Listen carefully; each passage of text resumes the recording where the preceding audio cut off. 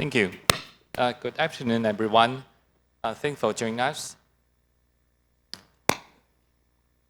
I'm Dr. Richard Huang, your moderator for this session. And today, on this topic, we will focus on two major ideas. The first is Edge AI, and the second is WISE. We've known that Edge AI has been dominating the high-tech conversation since around 2023. But what is it exactly? And how does it connect to Advantech WISE? Actually, Advantech WISE has been, maybe most of you have known, and especially for our partner, Advantech WISE has been evolving around 10 years. It focused on industrial AI solution, especially for edge, especially for cloud and on-premise system. But with the growing of powerful GPU and NPU, bring the intelligence to the edge, WISE has to be evolving. So the evolution will focus on 4 key technology, including the digital twins, software-defined automation, robotics and control, and domain AI agent. WISE are going to bring them all together and give us an unprecedented opportunity for applying across industries. So in this session, I will bring Dr. Ed, who is at Edge AI Foundation, and also the expert in applied AI. And Mr. Huang at Nagarro is a managing director of AIoT Solutions. Please give a warm welcome to Dr. Ed and Mr. Huang. Thank you so much. Thank you. Okay. So let us reveal the secret of the Edge AI. The first question I want to pass to Dr. Ed. Give your AI background. Could you explain Edge AI in plain English and why it's becoming so important to industry? Well, great. Thank you so much, Richard. I appreciate the question, and thank you to our hosts for inviting us today. It's an honor to share this stage with such distinguished people, both before us and will follow us later today. We've talked a bit about Edge AI already today, but maybe it's helpful to make it real for a minute. When we think about Edge AI, we're talking about building on all of the advances that we've built over the last few years in the hyperscalers. All of those advances that were happening in that centralized intelligence area, but then extending them out into the real world. So that can be what we call the on-premise instances, not just those great on-prem instances within the factory that make sure production runs well, but also they're the shipping container, packed with intelligence sitting outside a mine in the outback of Australia. They're deep in the ocean in the form of a submarine that's cruising along underneath the waves. On-prem has incredible diversity in it based on the capabilities, the needs, and the constraints of the scenario. It's also the vehicles, whether those vehicles are moving through the ocean, along the surface of the Earth, through the air, or even screaming above our heads right now in low Earth orbit. It's the smart devices that are in your pockets right now or at the tips of your fingertips. Yeah, I see some of you texting. I see that. These are all Edge AI, even out to the intelligence sensors that get deployed out in the world to do things like track endangered species, warn of floods, warn of wildfires, warn about mass wastage or landslides.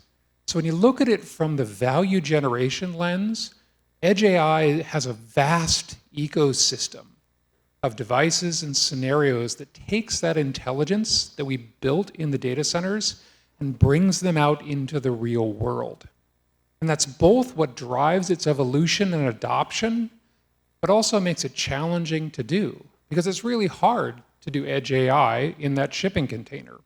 It's really crucial to do Edge AI well in that vehicle that's speeding down the road. It's really vital to do Edge AI well in the surgical suite.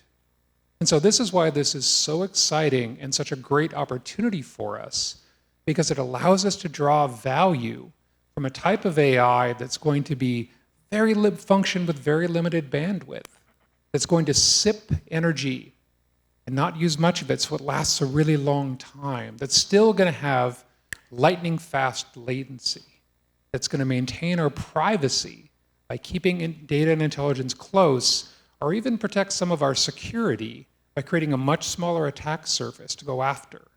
So I find Edge AI incredibly inspiring, not just for the technical bits that we've been talking about today, but the value it drives in the real world. Thank you, Dr. Ed.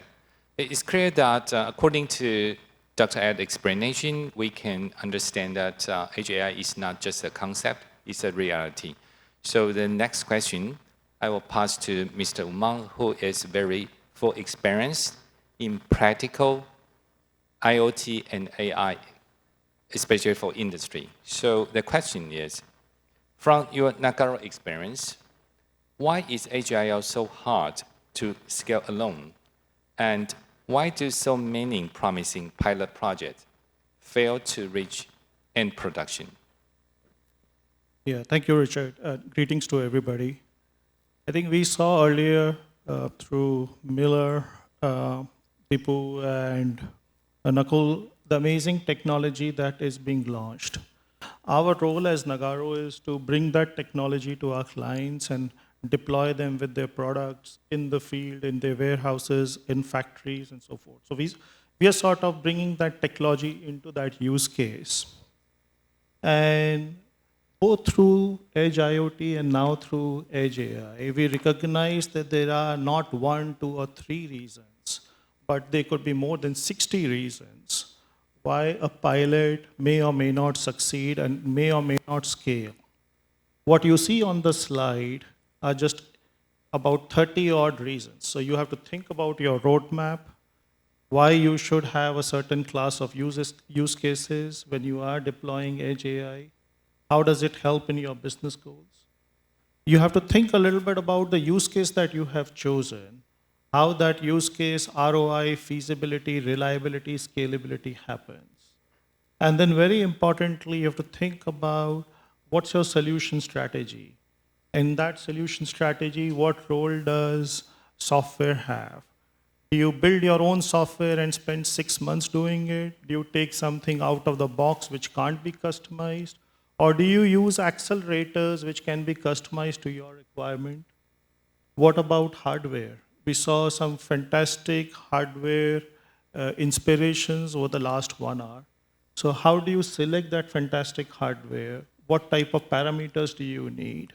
How does it help in your scalability from that successful pilot to a global rollout across your warehouses, factories, logistics centers? The partnership ecosystem plays a very, very big role. You know, we are here thanks to our wonderful partnership with Advantech. And last but not least, enterprise integration. A pilot can have a narrow set of requirements over which you are showing the success. Enterprise integration is what is required when you start to scale. We are today doing use cases around Edge AI in more than 20 countries, more than 50 such projects. And this is just 30 of the things that we think about among the 60 that are there. And maybe on the next slide, what I can show is as an example that where with a chemical company, which is our client in United States, how we brought robotics on a packaging line and implemented Edge AI, Edge IoT solution, bringing both telemetry data as well as visual data from the robot on the packaging line. Both these data were brought in a way that supervisors, etc., in remote parts of the factory or in central factory could look at what's happening on the packaging line and, of course, not get exposed to those hazardous chemicals. So, in a sense, Richard, we have to think very carefully about what solutions we are trying to build and how we are building. Thank you, Mr. Huang, and give us very practical opinion. And but it leaves us a question: where do we go from here? That means what's the next step? So I will return back to Dr. Ed. Since we can't become Edge AI expert overnight, so where should industrial companies draw the line, especially for our partners? What do they truly need to own, and which parts of the stack are better handled by partners, just like Advantech, rather than built from scratch? Oh, thank you. That's a great question. So I look at the presentations we saw this morning, and we saw some really interesting and frankly incredible advances. If I look around this room, I know there's more coming. So we will continue to see, and I see this every day at the foundation, people pushing the state of the art for the design of the hardware, and I can see some of the hardware folks here. We'll have people doing new work on the software layer, on the intelligence layer, in the form of new sensor fusion, new types of models, new approach to building intelligence. I'm seeing greater advances in orchestration, deployment, management. All of these areas are going to continue to evolve at an incredible pace because there's so much demand, there's so much data, and there's so much value to be delivered. So when you're in that moment, when everything is changing that quickly and every change catalyzes the next evolution, maybe the biggest question, and this might be a little controversial, is just to ask, what's not changing? What isn't changing as we go up this step function of AI? And what hasn't changed for each of us is you know your domain. You know that you will deliver the next generation of hardware. You know you will deliver that sensor fusion. You know you'll deliver that model. You know you'll deliver that orchestration step. And you know your customers. You know your partners better than anyone else. So build from that strength. Build from that deep knowledge of the scenario and then partner strategically to bring other best-in-class players into your orbit. So what you're doing is building an ecosystem of the best possible solutions, but the benchmark to do so is defined by that value you're delivering to the customer. So if you're trying to put intelligence in a submarine, you understand what that challenge looks like. If you're bringing intelligence and putting it in a mine way out in the middle of nowhere, you know the criticality of those decisions to protect human life and still run an effective business. If you know that you're going to be doing work in hospitals, how vital it is to give the right diagnosis and protect privacy at the same time. So the best opportunity for you is to get very crisp on where I'm going to lead the world and be best in class, and then how do I find the right partners to give me the absolute best in class services to complement my knowledge and allow me to build from that unique perspective on the world. Thank you, Dr. Ed. Following the Dr. Ed's answer, that means Advantech should provide a solid solution that help our partner, and help our partner to focus on the domain application, but not the riverbed, the infrastructure. So let me explain. We are going to provide the WEDA, Wise Edge Developer Architecture, also that Miller has mentioned in his presentation. Why do we promote the WEDA at this time? What is it? WEDA is one architecture for all. What does it mean? We know to develop an Edge AI solution, it needs a lot of features, including the data management, device management, and AI lifecycle management. We have put everything in it. It will help our partner to reduce their development time and cost by up to 80%. But it sounds still very abstract, right? And because that is for developers, I believe most of people still can't understand it. Just like NVIDIA CUDA. May I ask what is CUDA? Everyone knows its name, but I believe only few people really understand it. So for our partner, I think the only thing you have to remember is to build Edge AI solution. WEDA is all you need. That's the slogan. Okay. So, we still have to take a closer look at what WEDA it is. Allow me to stand up and elaborate this part. To build an Edge AI solution, usually we need two parts, the edge part and the cloud parts. And just like Mila mentioned, we have a lot of challenges you have to solve when you build an Edge AI solution at the edge part. The first thing is cross-platform problems. Advantech has a lot of silicon partners. We have a bunch of hundreds of thousands of edge devices. The silicon include AMD, Intel, Qualcomm, NXP, NVIDIA, even Rockchip. But if you want to develop application on top of it, how do you solve the migration problem? Maybe you develop application on desktop computer that is NVIDIA chipset, but how do you migrate to Qualcomm? So for us, we provide so-called ready-to-develop containers. We publish that, we build an Advantech container catalog, and we put a lot of those tested containers on it. It's not just a cross-platform. We also build a lot of AI boilerplates on it, such as if you want to build a post detection, large language model, or object detection. Everything has been on it. You don't have to worry about the cross-platform problem and the environment setting.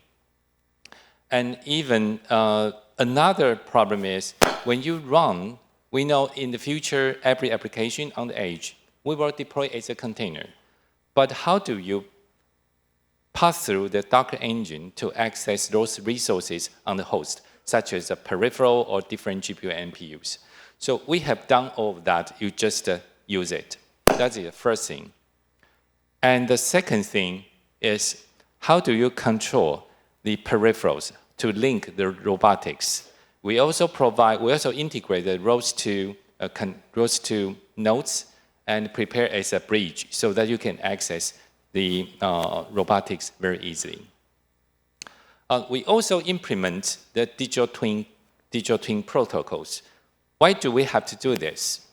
Because the tradition OT communications usually focus on numeric data, but we know that in the future, especially for the Edge AI, and those data have to be analyzed or processed in the cloud and the edge at the same time. It's not numeric only. It's image, it's binary, it's data pack. So we implement the digital twin protocol.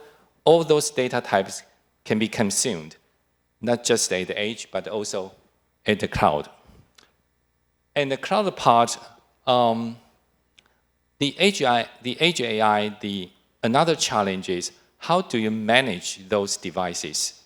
And how do you onboard those devices? So the zero-touch onboard and fleet management, orchestration, even the AI model, lifecycle management, out-of-band support, everything has been it. And moreover, I'm not sure if you noticed that there is a WEDA code agent that's based on NeMo Crawl. That's NVIDIA NeMo Crawl. What is that? I believe some of you have read the news. By 2030, 80% of computer code will be generated by AI. So in the future, if you want to build an AI agent, no matter on edge or in the cloud, you can use our WEDA code agent to generate dashboard or the autonomous AI at the edge. Let me give a demonstration. We want to give an AMR example. We use a WEDA code agent to tap into the connected sensors, such as the 3D camera, LiDAR, and G sensor. We just ask the WEDA agent to build a dashboard and display the real-time readings on straightforward dashboard, just like that, this one. Okay, and if we want to give more capability to these AMR edge devices, we just spin up another container. And we capture the image streaming from the connected camera and use a vision language model, a VLM, to interpret the image they receive to understand the agent he sees. In this demonstration, it just detects the falling box block the aisle. But in the real world, we are not just manage 10 devices. We may have to manage thousands devices that scatter around the world. What should we do? So the WEDA code agent, we can just ask it to deploy and manage those devices directly. Just give a simple prompt. And the most beauty about it, you can ask it to build a dashboard that manages all the devices. Okay, we can see it's coming. Okay, in this case, we can see there are 10 devices that are being monitored just by giving a prompt and create a dashboard. Okay, so it's quite, that's an overview, that's a very simple view of the WEDA. But next, you may ask, does it work in real world? So let me back to Mr. Huang. I have a question for you.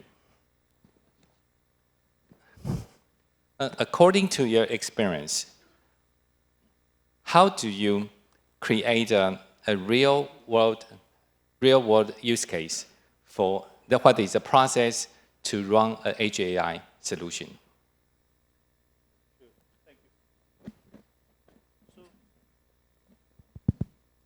Yeah, thank you. I think the example that I narrated very briefly a few minutes back was an example from a chemical factory. I'll switch over to an example from a machine manufacturer to take your point, Richard.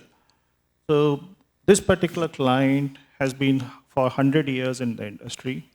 Today they have about 250 different types of machines which they manufacture. A machine that they deploy in the field can have a lifetime of about 25 to 30 years.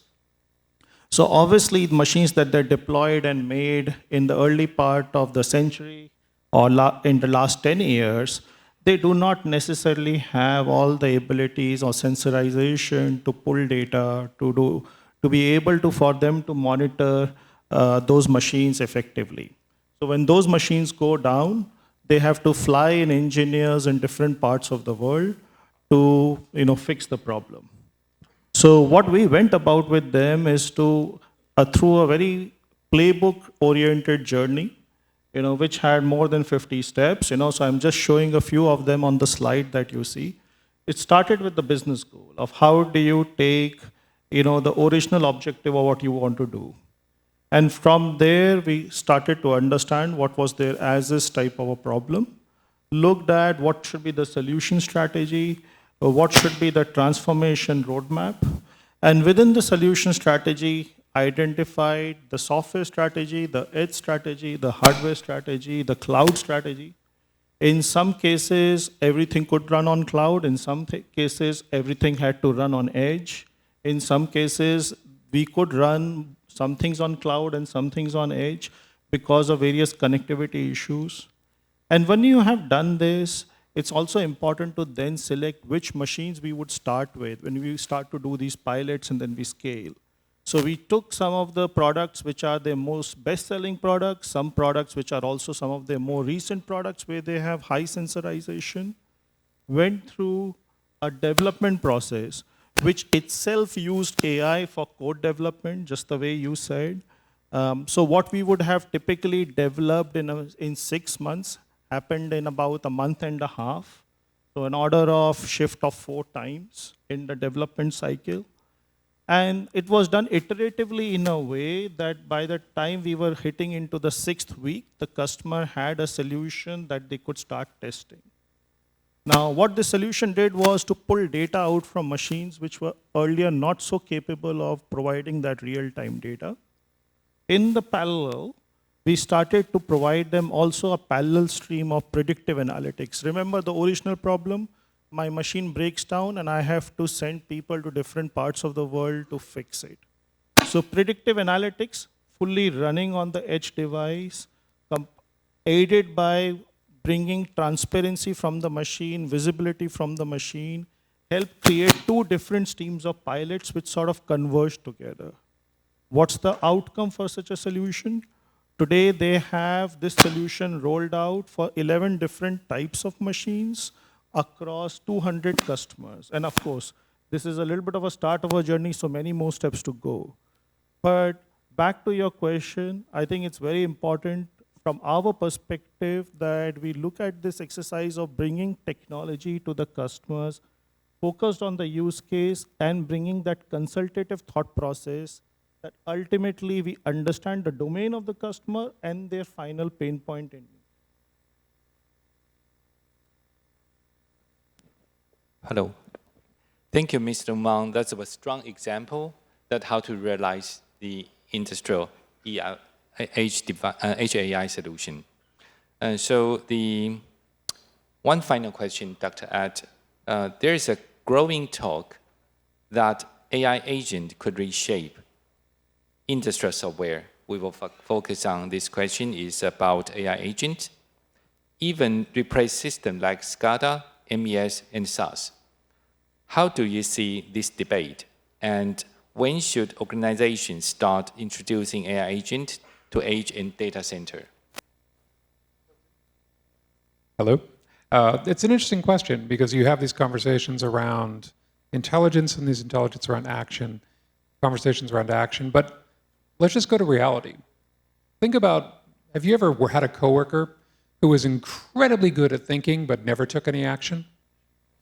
How much value did that create? And then the converse, how many of you have ever had a coworker who would act without thinking at all? Not really a value generation conversation, more a risk mitigation discussion. Action and intelligence have to go hand in hand. And so too in this case. So we're building all of these incredible capabilities, fuse across different sensors, to see things that the human eye cannot see, to sense vibration in machines for predictive maintenance that we couldn't possibly do, to do wildly complex logistics that no human being could do in the same time frame, to make critical decisions accurately and at an inhuman scale. So taking that intelligence and turning it into action means Edge AI will drive the evolution of agents. By the same token, the actions those agents take, the outcomes that they have, will in turn drive the next generation of Edge AI. So Edge AI will be the reason that you can move a vehicle across the ground and still have it make safe decisions, even with the loss of connectivity. It's the reason you can give healthcare support in critical scenarios without compromising patient privacy. It's the reason that you can have extremely robust solutions even under environmental conditions that would shut everything else down. So it's not a question of are we going to continue to have the evolution of Edge AI or are we going to drive the intelligence of agents? They're going to go hand in hand. Agents will give us new opportunities to create value. They will also give us new opportunities to drive back the evolution of our intelligence infrastructure. So I think I would challenge us to think about how do we take this intelligence that we built on the edge and express it through agents? How do we learn from that experience? And then how do we use that to invest in the future together? This is back to the partnerships we talked about before. Who's best in class for building the components of your Edge AI? How do you bring them together to take intelligent actions? And then how do you use that to catalyze a movement into the future? This is our opportunity. The thing that also doesn't change is your best chance to have the future you want is to build it. So that's our challenge coming out of today. Let's build the future we want together, intelligent and actionable. Okay, thank you, Dr. Ed. It sounds like bringing the AI agent to industry is inevitable, but the challenge is how to build a stable, reliable AI agent.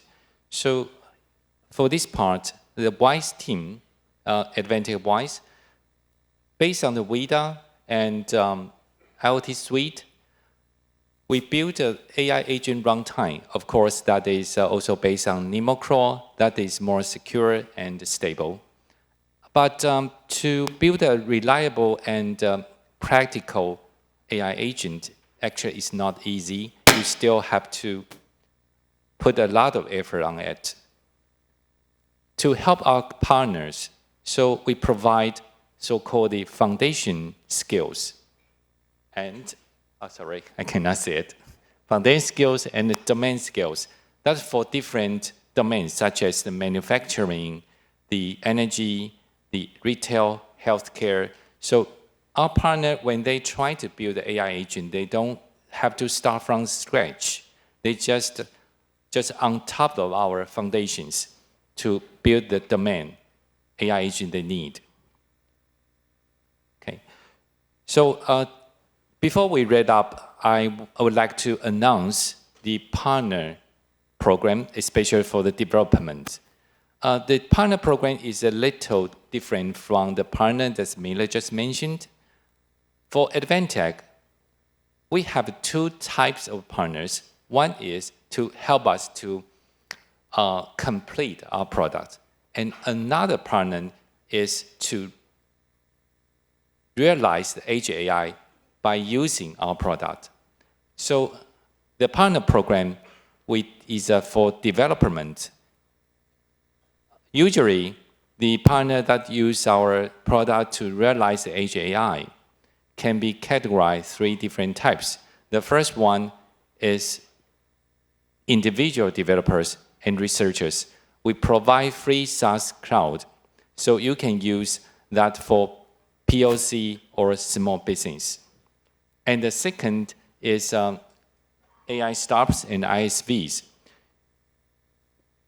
We provide a design-in and co-creation program for this type of partner. Usually, they put on WISE or WEDA in their product. And the last one is system integrators. They use our product as in their project to speed up their completion of project. And this type of partner, usually they deploy their solution on-premise, so we provide software and hardware bundle solution.